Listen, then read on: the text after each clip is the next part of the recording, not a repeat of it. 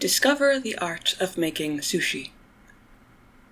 In my last blog post, I briefly mentioned sushi as I was describing the many facets of seaweed, which is far more interesting than it sounds.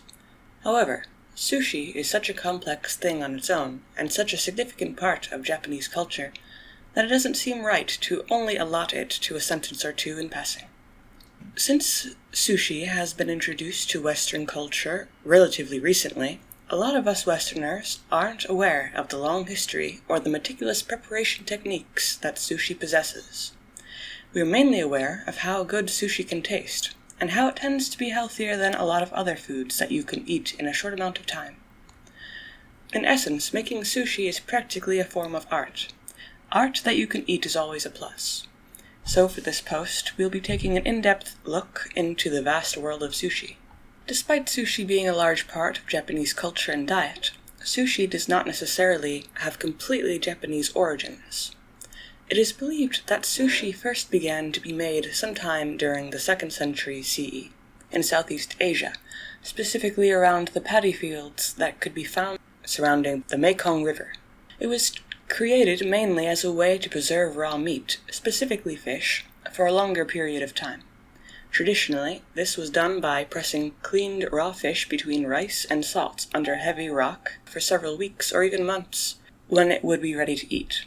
The fish would actually undergo a fermentation process during this time, which was part of the reason it took so long until it was ready to eat.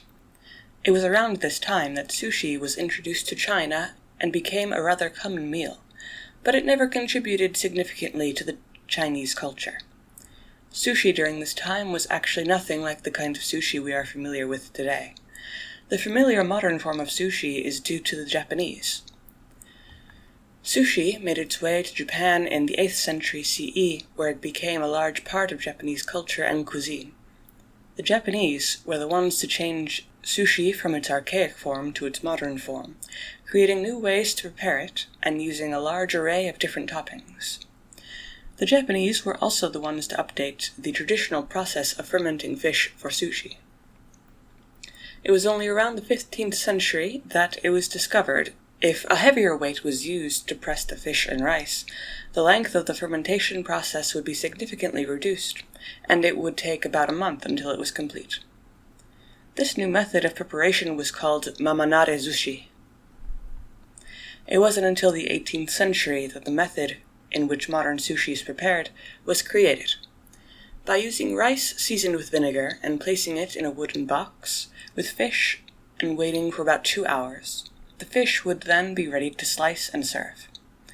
This kind of modern sushi came to be called Nigiri Sushi, and it was a huge success as it allowed sushi to be made in minutes rather than hours or days. Making sushi is not a simple task. Because of this, sushi is typically made by shokunin, also known as a master sushi chef.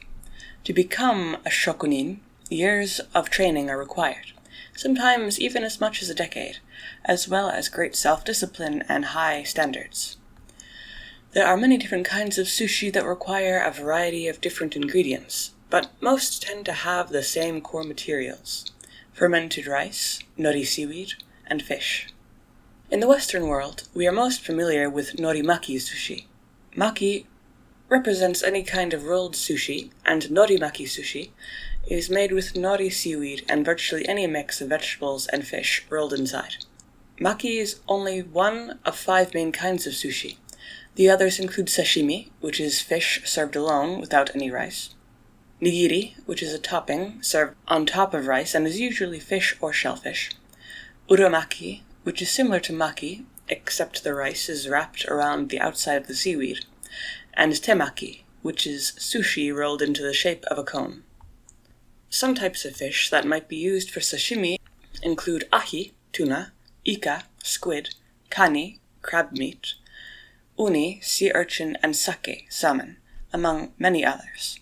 Sushi is often served with wasabi, soy sauce, and freshly sliced ginger to cleanse the palate.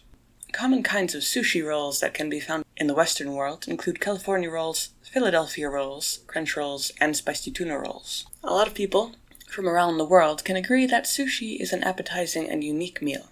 Surprisingly, it didn't originate in Japan many hundreds of years ago, but it was indeed updated and enhanced by the Japanese into the form we are familiar with today.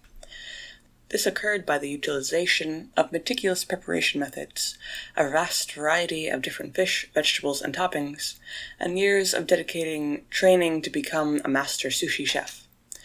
Despite sushi being a relatively new meal in the Western diet, it nonetheless has proved itself to be an enduring and delicious meal.